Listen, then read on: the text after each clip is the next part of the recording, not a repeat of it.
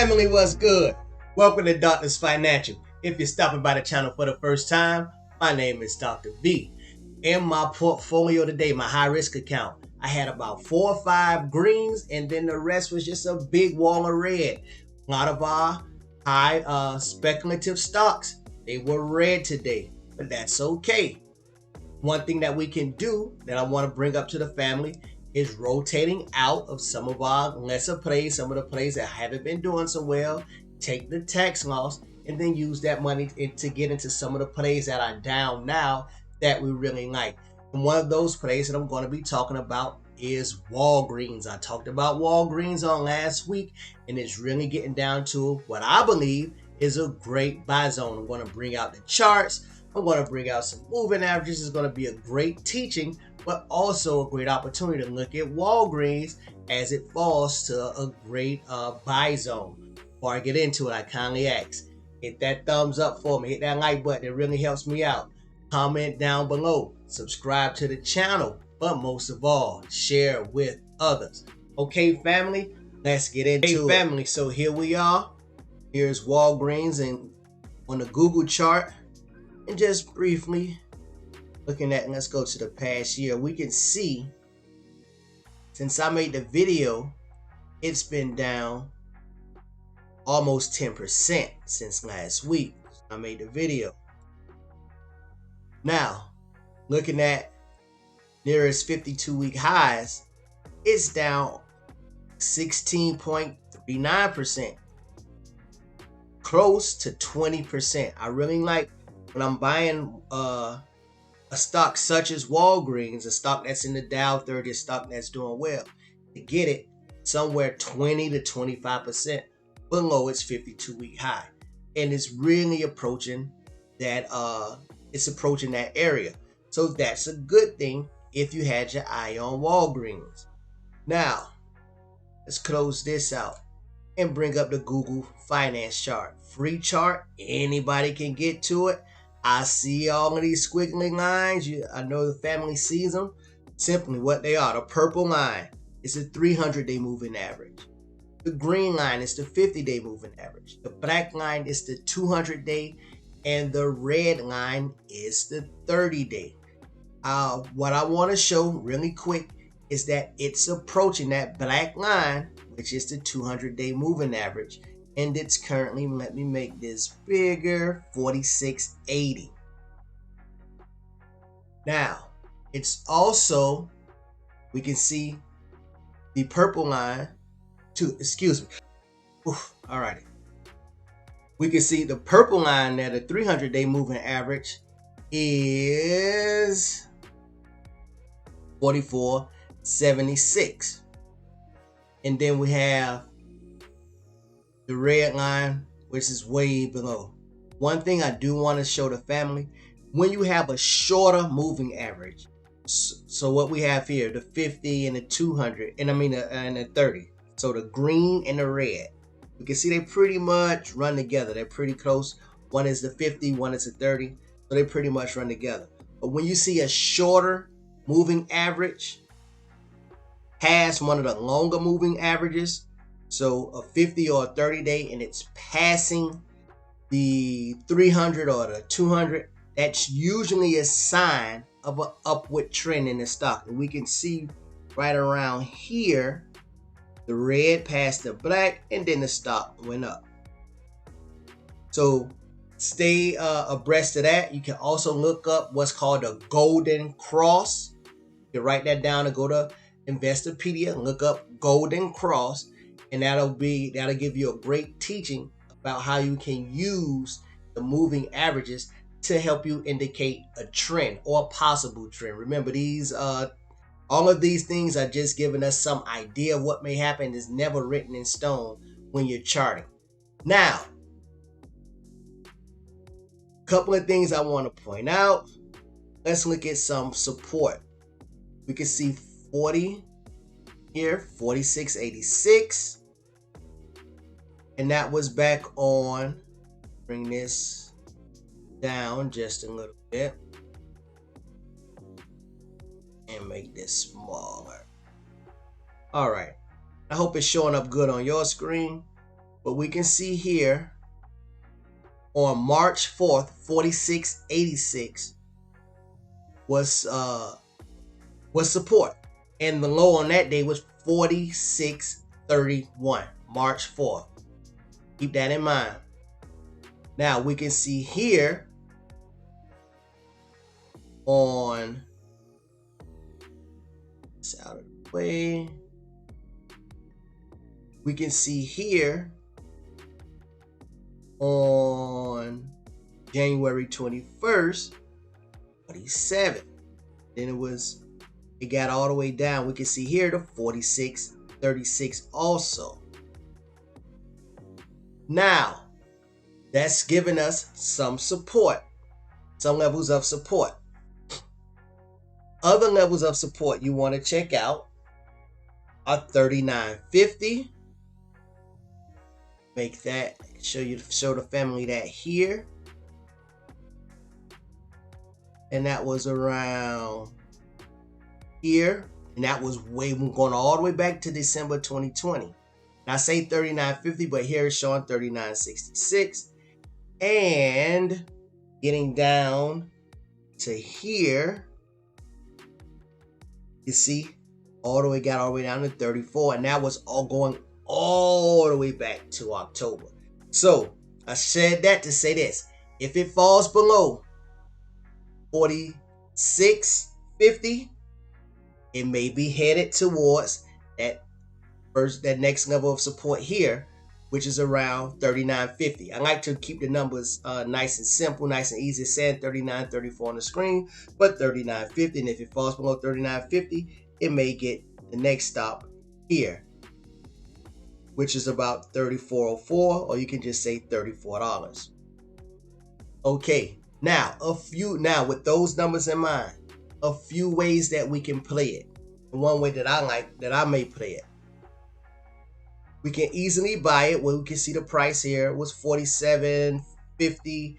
It may be around $47 tomorrow. I do believe there will be some more downside to Walgreens.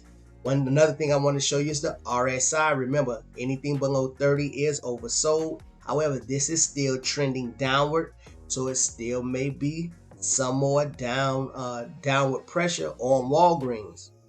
We can also look at the MACD. We can see it hasn't crossed. It touched back on June 30th, but it didn't cross. So we can see the MACD is also pointing downward. So there may be some more downward pressure on Walgreens. With that in mind, remember the first level of support I said was 46.50. Well, it's at around 47.50 now. So you can think about taking a nibble here.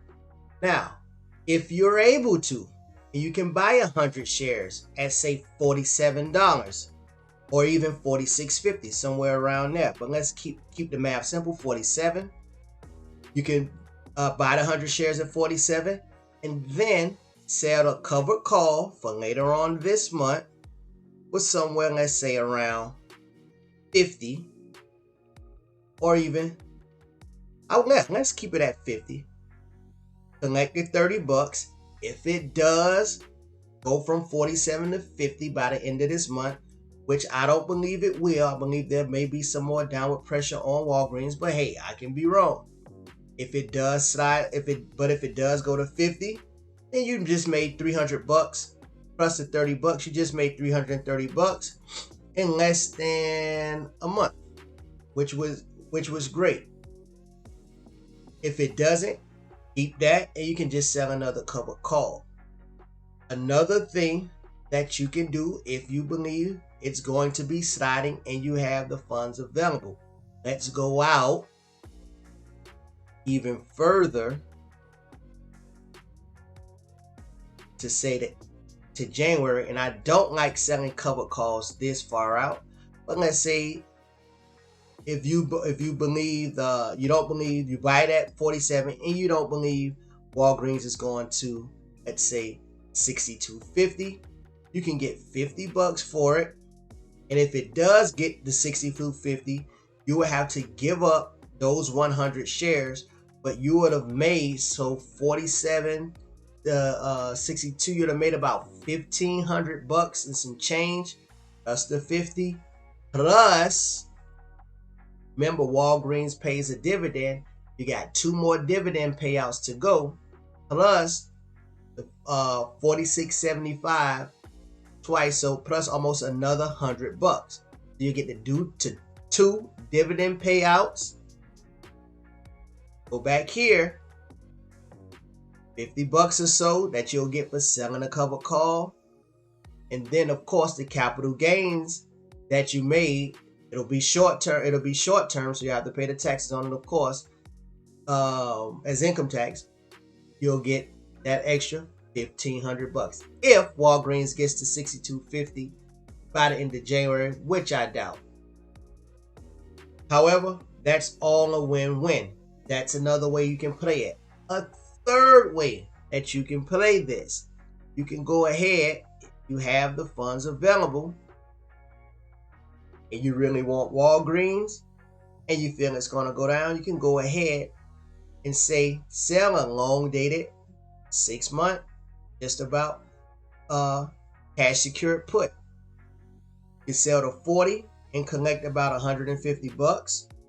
And if it falls to 40, and if it's below at $40 or below in January, you'll get Walgreens at that price.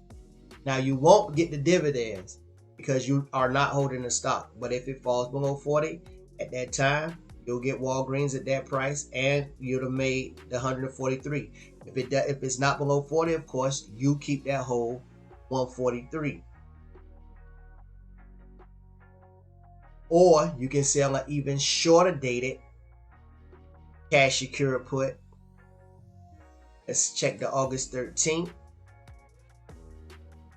The 40 here, it's only $14. But if you like Walgreens and you think it's going to get that to that price, you can get the 40. Now let's see around where in August the ex-dividend date is usually around the 18th or the 19th.